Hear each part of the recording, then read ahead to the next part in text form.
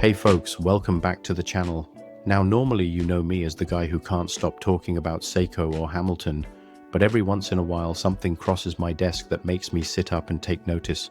Today we have a first for the channel. We have a Mido. This is a brand that never really got me interested until now.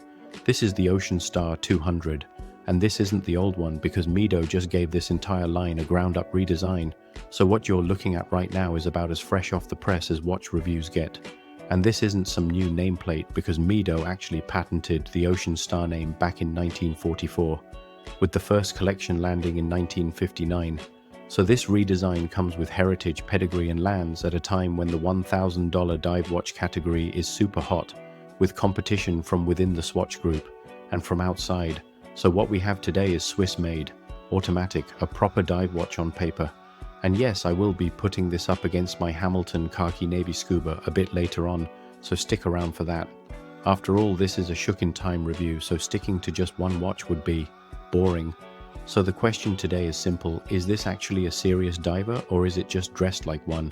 Can this compete with its newly redesigned cousin from Hamilton? Well, let's find out.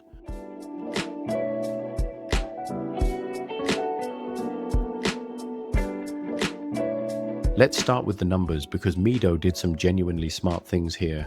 The case is 41mm across, and this is the part that surprised me. It's only 11.7mm thick. For a 200-meter diver, that is slim.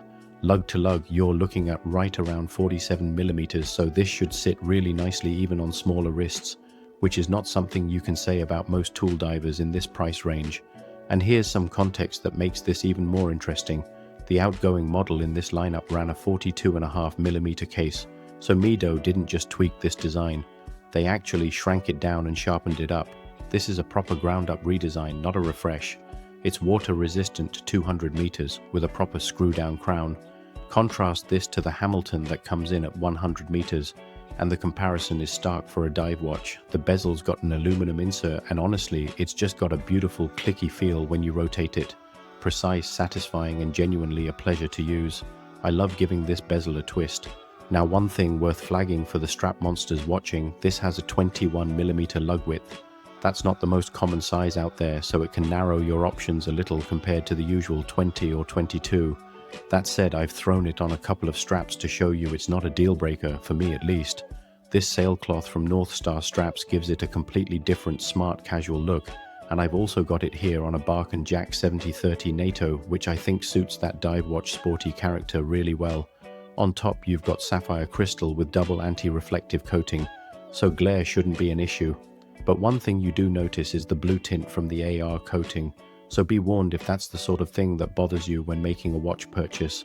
Under the hood, this is running the Powermatic 80, the same movement you'll find across most Swatch Group brands at this price bracket, Hamilton included.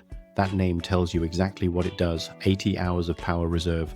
That means you can take this off on a Friday night, not touch it all weekend, and it'll still be keeping perfect time when you pick it back up on Monday morning. Retail is right around $980 US, or £770 here in the UK before any discount, for a Swiss-made automatic dive watch with an 80-hour reserve. And this level of finishing, that is a competitive number. Now, this white dial with the black bezel isn't the only option because this launched alongside 3 other colorways. There's a blue dial with a matching blue bezel, a full black-on-black version, and a white dial with silver bezel. So depending on what you're after, there's likely a version in this lineup that will suit your style. So in summary, it's got great looks, fantastic specs, a competitive price, and in all honesty, this is starting to look like a home run. Now, before we move on to taking a closer look, can I please ask that you hit those like and subscribe buttons to support the channel? You can also find me on Instagram, and I'll leave a link to my Instagram account in the description below, so thank you for the support. Alright, let's actually look at this thing up close because photos genuinely do not do this dial justice.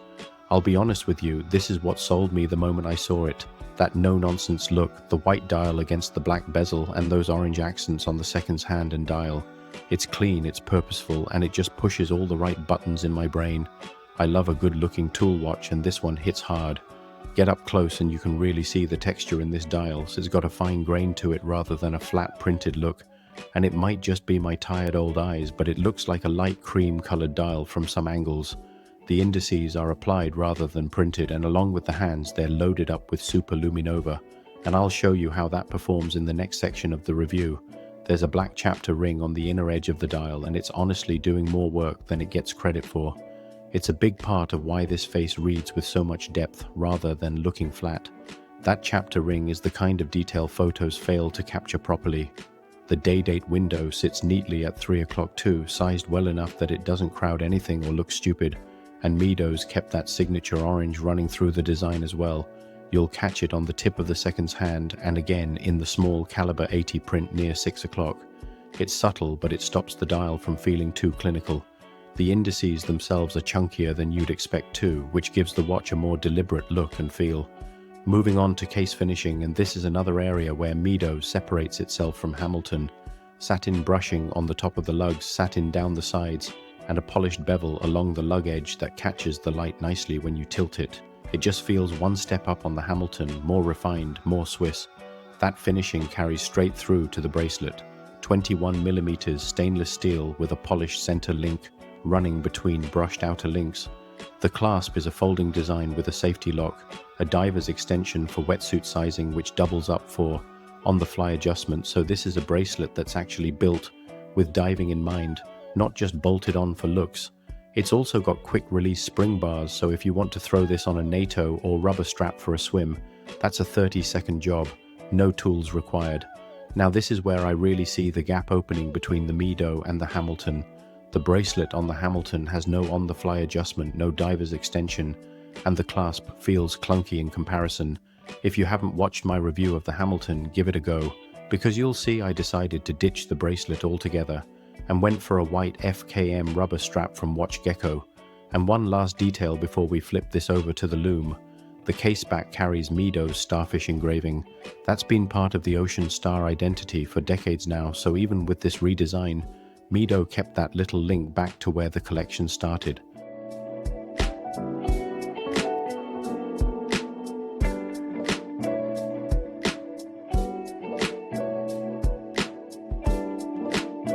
Okay, time to kill the lights for you Lume junkies, and let's see what this thing can actually do. The Lume on those oversized indices just lights up, the hands glow bright and even, and that lumed pip at 12 o'clock on the bezel is genuinely strong. This isn't a watch that's just paying lip service to being a diver, and as good as this Lume is, it gets outgunned by the Hamilton, which has that bright blue glow and more lumed surface area thanks to the bigger hand stack. Shocking, isn't it? A Hamilton that wins a Lume battle. Nevertheless, the Ocean Star is a solid performer in the Lume game, and even a Lume junkie like me really cannot complain here.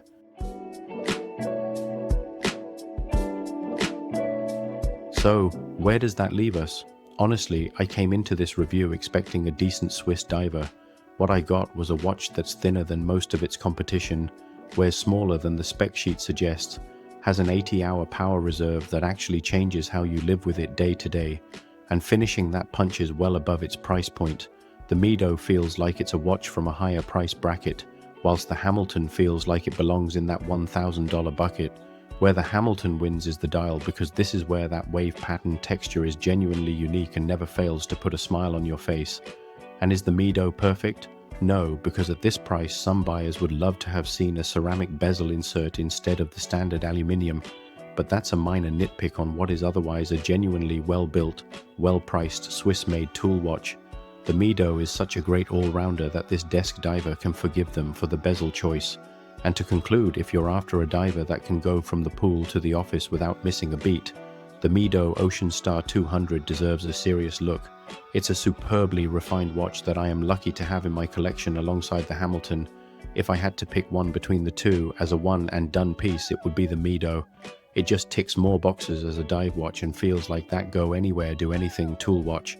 So that's it for today's review, and please let me know in the comments what your preference is.